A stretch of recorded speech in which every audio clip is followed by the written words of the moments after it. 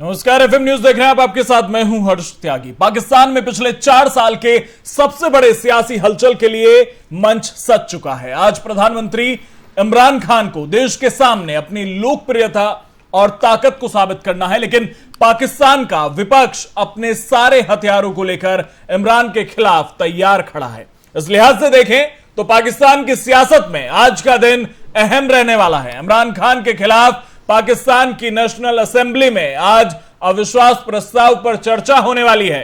पाकिस्तान की विपक्षी पार्टियां पीएमएलएन और पीपीपी ने इमरान खान की सरकार के खिलाफ अविश्वास प्रस्ताव लाकर यह कहा है कि इमरान संसद में बहुमत खो चुके हैं और उन्हें तत्काल इस्तीफा देना होगा। पीएमएलएन के नेता मरियम औरंगजेब ने यह दावा किया है कि विपक्ष के पास 174 सांसदों का समर्थन है। अभी पाक संसद में हुई विपक्ष की मीटिंग में 177 सांसदों ने हिस्सा लिया। पीएमएलएन की नेता मरियम नवाज ने कहा है कि महंगाई, अयोग्यता और घटिया सरकार से देश को मुक्ति दिलाने के लिए मुल्क को मुबारकबाद। मरियम ने ट्वीट कर लिखा कि इंशाअल्लाह अच्छे दिन आएंगे। मरियम नवाज ने कहा कि यदि याद रखिए, जब पार्लियामेंट पर हमला हुआ था, आज यही पार्लियामेंट आपको घर भेज देगी। आपको बता दें कि पाकिस्तान पीपल्स पार्टी के नेता आसिफ अली जरदारी और पाकिस्तान पीपल्स पार्टी के चेयरमैन बिलावल भुट्टो जरदारी भी संयुक्त विपक्ष की बैठक में भाग लेने नेशनल असेंबली पहुंचे। लेकिन खबर यह है कि इमरान खान के खिलाफ जो अविश्वास प्रस्ताव लाया गया था उसे खारिज कर दिया गया है और 25 अप्रैल तक संसद को स्थगित कर दिया गया है। बड़ी खबर से आपको अपडेट करा रहे हैं। आपको बता दें कि 25 अप्रैल तक पाकिस्तान की संसद को स्थगित कर दिया है और इमरान खान के खिलाफ जो अविश्वास प्रस्ताव लाया गया था उसे खारिज कर दिया है।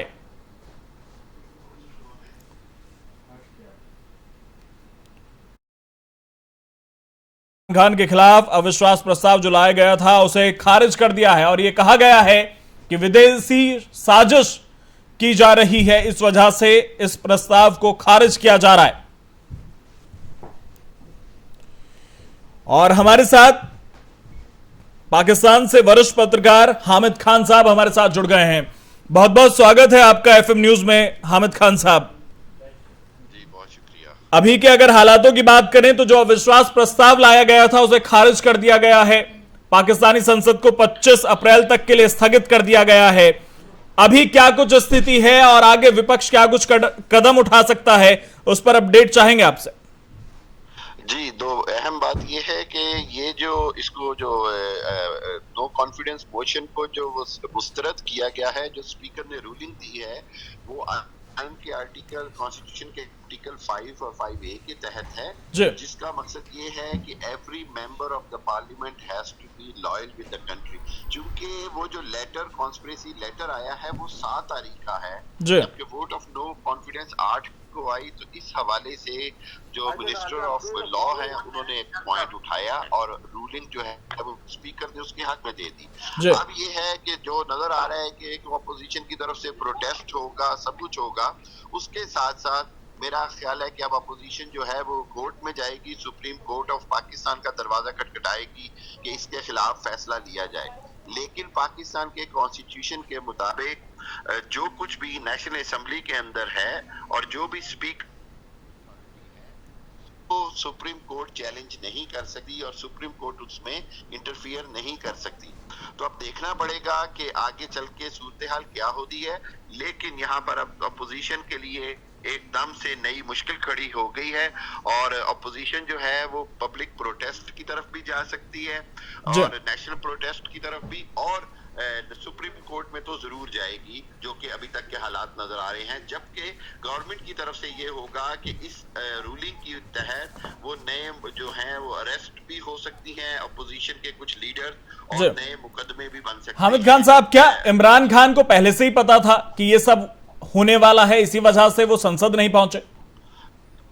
बिल्कुल ऐसे ही होगा। बिल्कुल वो सरप्राइज की बात कर रहे थे, शायद उनके जो आईनी माहिरीन थे उन्होंने उनको पहले ही कह दिया था कि चूंकि ये जो लेटर है और ये सारा एविडेंस इनफ है सुप्रीम जो स्पीकर हैं उनको सेटिस्फाई करने के लिए, इसलिए इमरान खान को आने की जरूरत नहीं पड़ी, और वो जानते थे कि ये वजीर कानून जो हैं वो इस वैलिड पॉइंट पे स्पीकर को कन्विंस कर लेंगे। जी। तो मैं समझता हूँ कि ये इमरान खान के नॉलेज में था। वहीं इमरान खान ने उस वक्त अपील भी की थी कि जो विश्वास मत का फैसला होगा उसे ना माना जाए। बिल्कुल ऐसे ही है, बिल्कुल ऐसे ही, क्योंकि दूसरी तरफ ये था कि अगर स्पीकर वो नहीं मानते हैं रूलिंग, तो वोटिंग होती है तो इमरान खान के लिए मुश्किल हो जाने थे इस वक्त जो है वो 172 का आंकड़ा दिखाना, और 172 से ज्यादा 174 जो थे वो अरकान जो थे वो अपोजिशन के साथ थे। तो कहीं ना कहीं अगर देखें हामिद खान साहब, लोकतंत्र पर आघात नहीं है ये? अगर वोटिंग होनी थी और जो विपक्ष की मीटिंग हुई उसमें 174 की बजाय 177 पहुंचे, जबकि इमरान को जो समर्थन मिल रहा है वो 142 का मिल रहा है। बिल्कुल ऐसे ही है, बिल्कुल ऐसे ही है। मैं ये समझता हूँ कि ये इमरान खान ने एक तरह से ब्रीदिंग स्पेस ली है, क्योंकि अब ये तहरीके अदम एतमाद रूल आउट हो गई है। अब इमरान खान के पास कॉन्स्टिट्यूशनली पावर आ गई है कि वो कल ही चाहे तो असेंबलियां डिसॉल्व कर दें और नए इलेक्शन की तरफ चले जाएं, और ये नए इलेक्शन की तरफ ही मामला जाता हुआ नजर आ रहा है। और जिस तरह से वोटिंग से पहले पंजाब में गवर्नर को हटाया गया, नए गवर्नर की नियुक्ति की गई, उस पर आपकी प्रतिक्रिया? जी बिल्कुल, गवर्नर की जो हटाना है वो पंजाब में जो चीफ मिनिस्टर का आज इलेक्शन हो रहा है उसके अंदर गवर्नमेंट को ये इतलात आई थी कि मैं गवर्नर साहब से खुद भी मिला था 5-6 दिन पहले, तो वो ऑलरेडी मतलब पीटीआई की गवर्नमेंट से और कुछ अरकान से खुश नहीं थे, और गवर्नर साहब ने मुझे पर्सनली खुद बताया था कि वो पीटीआई से उनके बहुत सारी रिजर्वेशंस हैं, और वो आज सामने आ गई कि वो शायद पीटीआई की पॉलिसी के, गवर्नमेंट की पॉलिसी के खिलाफ चल रहे थे, इसलिए प्राइम मिनिस्टर ने इमीडिएटली एक्शन लेकर उनको हटाया गया, ताकि जो चीफ मिनिस्टर ऑफ पंजाब है उसके इलेक्शन जो है वो पीटीआई जीत सके और उनका जो कैंडिडेट है परवेज इलाही वो ही चीफ मिनिस्टर बने। वहीं अगर दूसरी तरफ देखें, जो आज अविश्वास प्रस्ताव पर हमेशा वोटिंग होनी थी वो सीक्रेट वोटिंग नहीं थी, वो ओपन वोटिंग थी। जी जी। तो ये जो ओपन वोटिंग कराने का उद्देश्य है उसे मैं आपसे समझने की कोशिश करूंगा कि आखिर ओपन वोटिंग से क्या बिल्कुल साफ ये कर देने की कोशिश थी कि किसी भी तरह का कोई घपलेबाजी नहीं होगी? जी, पाकिस्तान के कॉन्स्टिट्यूशन में जो वोट ऑफ नो कॉन्फिडेंस है या वोट ऑफ कॉन्फिडेंस है वो दोनों ओपन वोटिंग से होता है, ताकि जो फ्लोर क्रॉसिंग है उसको मॉनिटर किया जा सके कि किसी जो मेंबर है उसने पार्टी पॉलिसी के खिलाफ अगर वोट दिया है तो पार्टी का जो हेड है वो उसके खिलाफ स्पीकर को रिक्विजिशन या उसकी सस्पेंशन की एप्लीकेशन जमा करता है इलेक्शन कमीशन में। इसलिए ये जानना जरूरी होता है कि किस शख्स ने किस पार्टी को वोट दिया, इस टू चेक उसकी लॉयल्टी विद द पार्टी। तो ये एक कॉन्स्टिट्यूशनल हमारी अमेंडमेंट है जिसके तहत ये होता है, और इसमें बड़ी ट्रांसपेरेंसी रहती है, शफाफियत रहती है। वहीं हामिद साहब, अगर पिछले संबोधनों का मैं जिक्र करूं, इमरान खान के आज भी वो संबोधन करने वाले हैं, जानकारी मिल रही है कि 45 मिनट का संबोधन करेंगे वो आज, लेकिन इससे पहले जितने भी संबोधन उन्होंने किए हैं उसमें वो ये कहते नजर आए कि उनकी जान को खतरा है, हमेशा वो अपनी जान को खतरा बताते नजर आए। दूसरा, वो भारत के साथ हमेशा तुलना करते नजर आए हैं। देखिए, दो बातें हैं, आप इसको इस तरह लें कि वो भारत के साथ तुलना सिर्फ फॉरेन पॉलिसी के हवाले से करते हैं, और वो उसको इस तरह देखते हैं कि सब कॉन्टिनेंट में अब वक्त आ गया है कि कोई भी मुल्क, चाहे वो भारत हो, बांग्लादेश हो, श्रीलंका हो, किसी भी ब्लॉक का हिस्सा ना बने बल्कि इंडिपेंडेंट खारिजा पॉलिसी यानी फॉरेन पॉलिसी रखे। तो मेरा ख्याल है इसके अंदर तुलना से ज्यादा जो है वो आप समझें कि वो एक एडमायरेशन है या पॉलिसीज को बेहतर बनाने की कोशिश है। और दूसरी तरफ अगर देखा जाए तो मैं ये कहूँगा कि प्राइम मिनिस्टर को बिल्कुल लाइफ थ्रेट्स हैं तो वो बार बार कह रहे हैं, बल्कि सिक्योरिटी एजेंसीज की रिपोर्ट्स भी हैं। इसमें ये मकसद नहीं है कि वो किसी खास तरफ से थ्रेट है, कोई भी जो इमरान खान के दुश्मन है या जो मुल्क के दुश्मन है वो इस सिचुएशन से फायदा उठा सकते हैं, इसलिए इस सिक्योरिटी को हाई अलर्ट किया गया है। मैं यहाँ ये बताता चलूं कि मैंने कल भी और 3 दिन पहले भी जब अपोजिशन ने आंकड़ा जो है वो 175-80 का भी शो किया था, तो मैंने उस वक्त भी कहा था कि शहबाज वजीर आजम नहीं बनेंगे, अपोजिशन के कुछ ना कुछ ऐसा होगा कि शहबाज शरीफ वजीर आजम नहीं बन सकेंगे। और वही हुआ जो मैं पिछले 10 दिनों से बल्कि कल तक भी प्रेडिक्ट करता आया। और मेरे बहुत सारे पत्रकार जो थे वो मेरे से इख्तिलाफ कर रहे थे, दे वर डिसएग्रीड विद मी कि नहीं जी अब कोई चीज रोक नहीं सकती शहबाज शरीफ को वजीर आजम बनने से। हम सब जब आरोप लगाए जाते हैं कि इमरान खान ये कहते हैं कि पाकिस्तान में विदेश के लोग हैं उनका हस्तक्षेप हो गया है, विदेशी साजिश है हमारी सरकार गिराने की, कितना इत्तेफाक रखते हैं आप इस बात से? क्या वाकई में विदेशी साजिशों के तहत वहां पर ये हालात बने हैं? देखिए, दो बातें हैं। एक तो ये है कि जो गवर्नमेंट के ऊपर है कि वो अब इसका प्रूफ भी दे, विदेशी साजिश का प्रूफ दे किस तरह है। ठीक है, अगर प्रूफ है तो ये कोई अचंभे की बात नहीं होगी, ये कोई अनयूजुअल बात नहीं होगी। हमने देखा कि सब कॉन्टिनेंट में बदकिस्मती से विदेशी जो हैं वो इंटरफेयर करते रहे हैं। हमने देखा कि इंडिया के कितने प्राइम मिनिस्टर असैसिनेट हुए, राजीव गांधी हुए, इंदिरा गांधी हो गई, हमारे यहाँ लियाकत अली खान हो गए, बेनजीर भुट्टो हो गई, बांग्लादेश में मुजीबुर रहमान हो गए। तो ये मतलब बदकिस्मती है इस खित्ते की कि यहाँ पर विदेशी interference for the last 74 years one way और दी अदर चल रहा है। कहीं नेहरू ने कहा कि जी अमेरिका की नहीं सुनूंगा और मैं रशिया के साथ चला जाऊंगा, गांधी ने उसे कहा। तो इस हवाले से पाकिस्तान में भी सूरत हाल वैसी ही रही है। भुट्टो साहब ने हेनरी किसिंजर का लेटर दिखा दिया। तो इस हवाले से देखा जाए तो बहरहाल कहीं ना कहीं इसमें सच नजर आता है। और अविश्वास प्रस्ताव पर वोटिंग से पहले आज लंदन में नवाज शरीफ पर भी हमले की कोशिश हुई है। अच्छा, इसकी कोई पक्की इतला नहीं है क्योंकि मैं ये जानता हूँ ये सिर्फ फेक न्यूज है, इसमें कोई, क्योंकि मरियम नवाज ने ट्वीट किया है हामिद साहब, तब मैं ये सवाल आपसे पूछ रहा हूँ।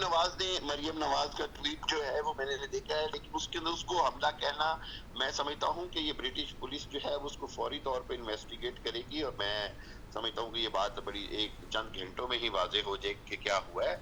लेकिन मेरी इतलात के मुताबिक ऐसी कोई बात नहीं है। It could be a political stunt. बहुत बहुत शुक्रिया हामिद साहब आपका तमाम बातचीत के लिए। Thank you. अच्छा, थैंक यू।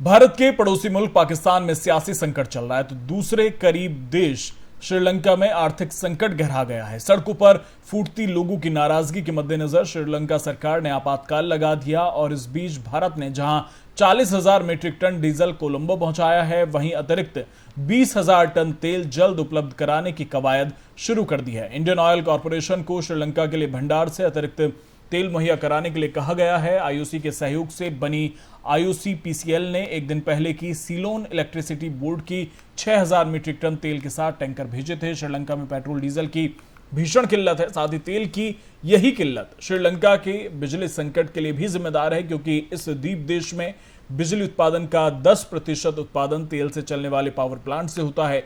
वहीं कोयले की आपूर्ति में आई किल्लतों ने भी बिजली उत्पादन का गणित गड़बड़ा दिया है। एक्सपर्ट का मानना है कि अगर फौरन संभाला नहीं गया तो श्रीलंका के हालात आने वाले दिन में और अधिक खराब होने की आशंका है। $1 की कीमत अब तक के न्यूनतम स्तर यानी 297 रुपए 99 पैसे पर पहुंच चुकी है। मौजूदा संकट की मार से परेशान लोग सड़कों पर उतर रहे हैं। ऐसे में तनाव इतना ज्यादा बढ़ गया है कि शनिवार शाम से 36 घंटों के लिए पूरे देश में कर्फ्यू लगा दिया गया। लोगों की भीड़ के लिए कोलंबो में राष्ट्रपति भवन के बाहर प्रदर्शन के बाद आपातकाल लगाने की शुक्रवार रात घोषणा कर दी गई थी और इस बीच अफवाहें भी जोरों पर चल रही हैं, जिसमें भारत की तरफ से सेना भेजे जाने की अफवाह भी उड़ाई गई। हालांकि कोलंबो स्थित भारतीय उच्चायोग ने कुछ समाचार माध्यमों में इस बाबत जो एक खबर आई है उसे सिरे से खारिज कर दिया है। भारतीय उच्च आयोग ने स्पष्ट किया है कि इस तरह की बातें पूरी तरह बेबुनियाद हैं।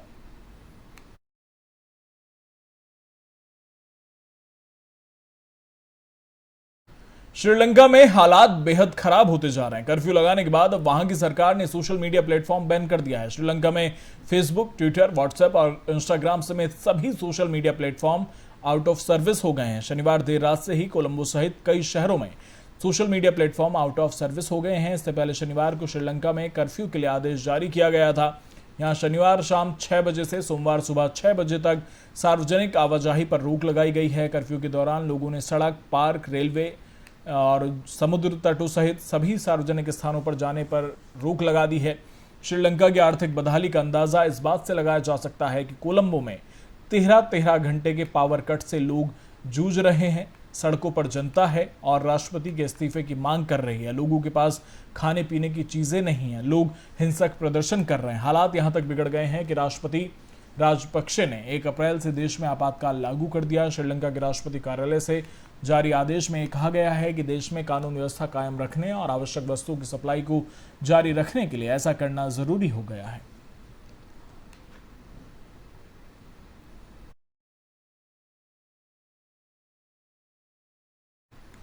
नेपाल के प्रधानमंत्री शेर बहादुर देउबा 3 दिन के भारत दौरे पर हैं। देउबा आज वाराणसी पहुंचे। सूबे के मुख्यमंत्री योगी आदित्यनाथ ने पीएम देउबा का स्वागत किया। पीएम शेर बहादुर देउबा अपनी पत्नी के साथ काल भैरव मंदिर में दर्शन करने पहुंचे। पीएम ने अपनी पत्नी के साथ पूजा अर्चना की। इस दौरान पीएम के डेलीगेशन के लोग भी मौजूद रहे। इससे पहले नेपाल के प्रधानमंत्री ने दिल्ली में पीएम मोदी के साथ द्विपक्षीय बैठक की थी, जिसके बाद दोनों नेताओं ने साझा प्रेस मीट बुलाई थी।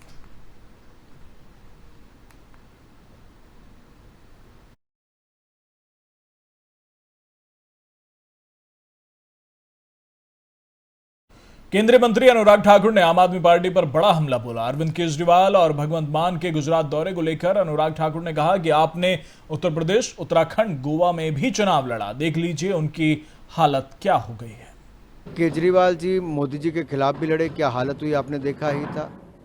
उत्तर प्रदेश के एक भी सीट ना जीत पाए, 397 सीटों पर जमानत जब्त हो गई। और यही नहीं, हालत देखिए उनकी उत्तराखंड में क्या हुई, गोवा में क्या हुई। मुझे लगता है कि कई बार केवल मीडिया के माध्यम से हवा बनाने का काम किया जाता है, जमीन पर कुछ नहीं होता जी। जिस तरह से पंजाब में उनको पोस्ट मिला, कहीं ना कहीं हिमाचल में भी तैयारी कर रही है आम आदमी पार्टी। कोई फर्क नहीं पड़ता, लोकतंत्र में जितने लोग आए भला है, कहाँ कमी है। हमने अच्छा काम किया चारों राज्यों में जहां भारतीय जनता पार्टी की सरकारें थी, मणिपुर, उत्तराखंड, गोवा, उत्तर प्रदेश, पूर्ण बहुमत के साथ सभी राज्यों में भारतीय जनता पार्टी की वापस सरकार आई है। और इसी साल के अंत में हिमाचल प्रदेश, गुजरात में भी फिर भारतीय जनता पार्टी की सरकार सत्ता में आएगी। ये नरेंद्र मोदी जी ने जो भारत को नेतृत्व दुनिया के सामने दिया है, आज ग्लोबल लेवल पर उनको कहा जाता है कि दुनिया के सर्वाधिक लोकप्रिय नेता के रूप में मोदी जी हैं। पंजाब में हमने बहुत लेट कैंपेन भी शुरू किया, लेकिन आप देखिए हमारी पिछली जितनी सीटें थी हमने उससे कम नहीं हुई, हमारा वोट शेयर भी बढ़ा है। तो भारतीय जनता पार्टी इकलौती पार्टी पंजाब में ऐसी थी जिसका वोट शेयर भी बढ़ा और सीटें भी उतनी ही है, कोई कम नहीं हुई। मुगलों और ताजमहल को लेकर देश में तमाम तरह की चर्चाएं होती हैं। अब गीतकार मनोज मुंतशिर ने मुगलों को लेकर बयान दिया है। मनोज मुंतशिर ने शाहजहां पर भी निशाना साधा। क्या कुछ कहा उन्होंने, सुनिए। मुगलों और गालियों, हजारों वर्ष पहले तुम्हारी पैदाइश से हमारे यहाँ महाकाल का भव्य मंदिर बन चुका था, बना था या नहीं? चंदेल राजाओं के बनाए हुए भव्य मंदिर, जब शायद मुगलों ने 2 ईंट जोड़नी नहीं सीखी थी, तब हमारे यहाँ चंदेल राजाओं के बनाए हुए भव्य मंदिर थे। अजंता हमारे यहाँ, एलोरा हमारे यहाँ, कोणार्क हमारे यहाँ, और तुमने स्ट्रक्चर बनाना हमको सिखाया। तुम अपने समरकंद और फरगाना में टॉयलेट नहीं बनवा पाए, हमारे यहाँ ताजमहल में बने थे।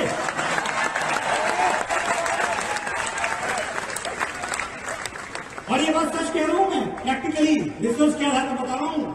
जब हमारे यहाँ इतने भव्य आकृति, इतने भव्य मंदिर बने हुए थे, ये बाहर खुले में शौच करते थे। समरकंद और फरगाना की कहानी है। और बात दिखी है, निकल पड़ी तो बात दूर तक जाएगी। ताजमहल की बात निकल पड़ी है। 17वीं शताब्दी में जब शाहजहां ताजमहल बनवा रहे थे, पता नहीं आप में से कितनों को पता है या नहीं पता है, ये वो पीरियड था, ये वो दौर था जब इसी हमारे आपके भारत देश में 35 लाख लोग भूखमरी का शिकार होकर दम तोड़ चुके थे, भूख से मर चुके थे। ऐसे आलम में एक राजा, एक बादशाह क्या करता है, उस जमाने के 9 करोड़ रुपए एक मकबरे पे खर्च कर देता है, जिससे पूरे देश की गरीबी मिट सकती है। एक तरफ हमने महाराज विक्रमादित्य को देखा और एक तरफ इन लुटेरों को, इन डकैतों को देखा। ये भी हमारी बदकिस्मती है।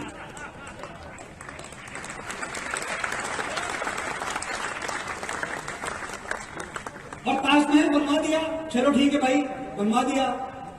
अब हमें जबरदस्ती वो बाएं हाथ से लिखे हुए इतिहास हमें ये बताने की कोशिश कर रहे हैं कि भाई ये तो मोहब्बत की निशानी है।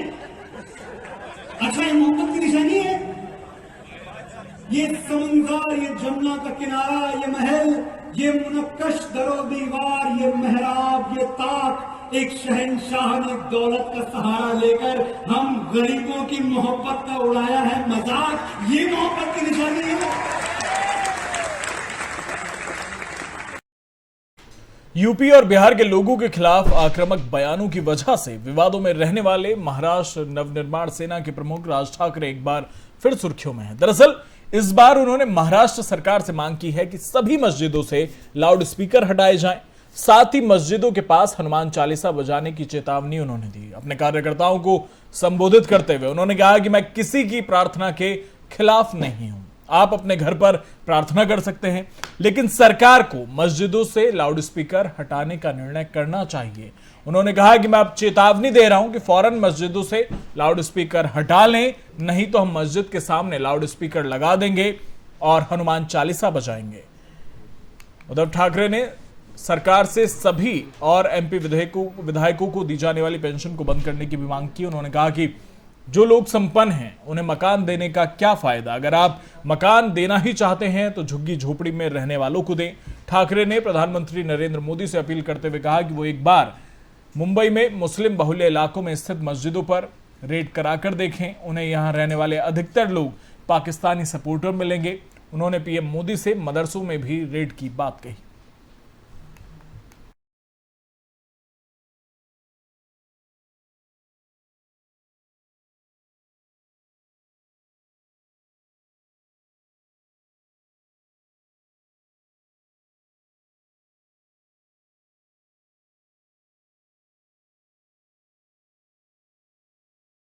देश भर में रमजान का चांद 2 अप्रैल को नजर आ गया है। रमजान का चांद दिखने के बाद आज से रोजों की शुरुआत हो गई है। इससे पहले रमजान का चांद दिखने के बाद दिल्ली की जामा मस्जिद में लोगों ने नमाज अता की और इस दौरान जामा मस्जिद में लगभग 2 साल के बाद पहले जैसी रौनक नजर आई। काफी तादाद में लोग तरावीह पढ़ने के लिए जामा मस्जिद पहुंचे। वहीं चांद दिखने के बाद जामा मस्जिद के आसपास के बाजार भी गुलजार नजर आए। पहले रोजे को लेकर लोगों ने जामा मस्जिद के बाजारों में खरीदारी की।